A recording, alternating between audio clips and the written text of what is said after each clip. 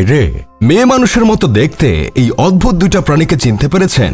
ওদের থাকার কথা ছিল আমেরিকার লস অ্যাঞ্জেলসের কোনো দুষ্ট পল্লীতে, কিন্তু ওরা ভুলবশত ঢাকার বসুন্ধরা এলাকায় বসবাস শুরু করেছিল। এই দুই নারী পুলিশের কাছে কটখর কারণ হলো বিকৃত যৌনাচার। মানুষ তার জৈবিক চাহিদা মেটানোর জন্য পার্টনারের কাছে যায় এবং স্বাভাবিক নিয়মে তারা একে অপরের সাথে লিপ্ত হয়, কিন্তু দুই নারী 19-20 কাছে লিপ্ত হবার আগে তার পুরুষ পার্টনারকে কুত্তা মারে, তারপর 19-20 করে।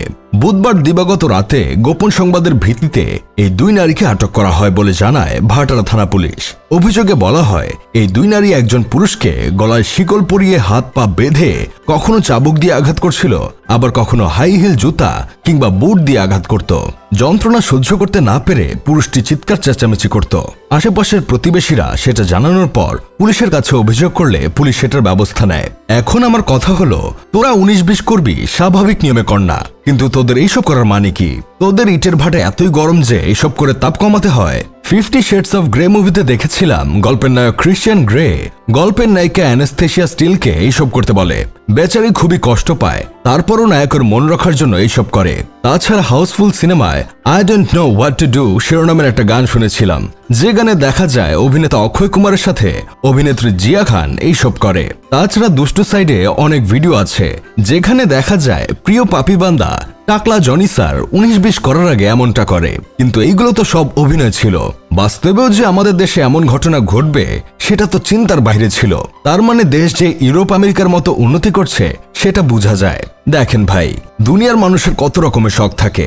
কেউ অর্ণবের পোষা প্রাণীর অর্ণবের মতো বিচিত্র সব পাখি পোকামাকড় লালন পালন করে, কেউ বা আরএনআরের রাকিবের মতো দেশি বিদেশি প্রচুর মুভি দেখে, কেউ বা অন্তিক মাহমুদের মতো নিজের পুরো জগৎটাই অ্যানিমেশন বানিয়ে ফেলে। কিন্তু অবাক করার বিষয় হলো, এই পৃথিবীতে এমন লোকও আছে যারা কাউকে কষ্ট দিয়ে, বেঁধে রেখে, মারধর করে কিংবা যন্ত্রণায় ফেলেই আনন্দ পায়। কেউ আবার নিজেই কষ্ট পেয়ে তৃপ্তি পায়। এই আচরণকে বলা হয় BDSM।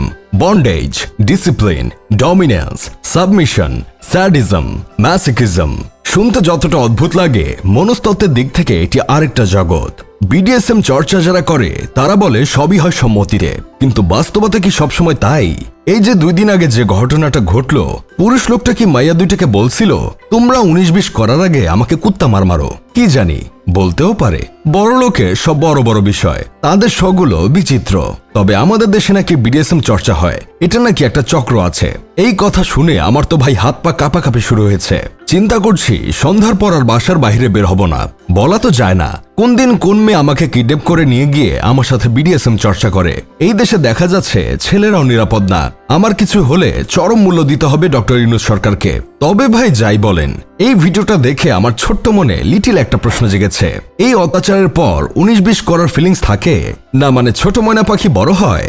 যাই হোক, শেষমেশ আমি গোলাম হোসেন একটা কাজের কথা কই, এই দুই নারীকে স্টিলের ডিম থেরাপি দেওয়া হোক।